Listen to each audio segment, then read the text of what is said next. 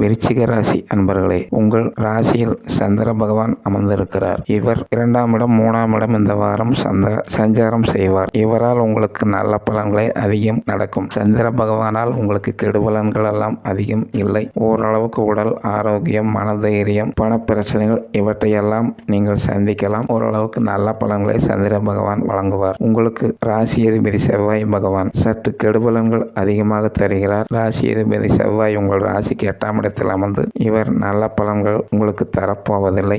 11ஆம் உங்கள் ராசிக்கு 11ஆம் இடத்தில் 4ஆம் பார்வையாக பார்ப்பதால் ஓரளவுக்கு லாபங்களும் ஓரளவுக்கு தொழிலும் நல்லவையே நடக்கும். ஓரளவுக்கு சமாளித்துக் கொள்வீர்கள். நீங்கள் குரு பார்வை இருப்பதால் உங்களுக்கு மூத்த சகோதர விஷயங்களில் சிறிது நன்மைகளே நடக்கும். அடுத்து சனி பகவான் உங்கள் ராசிக்கு 4ஆம் இடத்தில் அமர்ந்து உங்களுக்கு கஷ்டங்கள் அதிகமாக இருக்கும். அதாவது வீடு விஷயம், வாகன விஷயம் இவற்றால் உங்களுக்கு செலவுகளும் பொருளாதார பிரச்சனைகளும் அதிகம் தலை தூக்கும். உடல் நலமும் சற்று பாதிக்கப்படலாம். சனி பகவான் 4ஆம் இடத்தில் இருப்பது அவ்வளவு நல்லது அல்ல. சனியால் உங்களுக்கு அதிக கெடுபலன்களை நடக்கும். இந்த வாரம் சனீஸ்வரரை நீங்களுக்கு கோவிலுக்கு சென்றால் நன்றாக வேண்டிக் கொள்ளுங்கள். அடுத்து ராகு பகவான் உங்கள் ராசிக்கு 5ஆம் இடத்தில் அமர்ந்து உங்களுக்கு புத்திரர்களால் பல பிரச்சனைகள் உருவாக்குவார். அதை நீங்கள் சற்று சமாளிக்க வேண்டியது இருக்கும். புத்திரர்களால் உங்களுக்கு மன வருத்தங்களும் கஷ்டங்களும் அதிகமாக இருக்கும். இருந்தாலும் இவற்றையெல்லாம் உங்கள் ராசியை குரு பார்ப்பதால் ஓரளவுக்கு சமாளித்துக் கொள்வீர்கள்.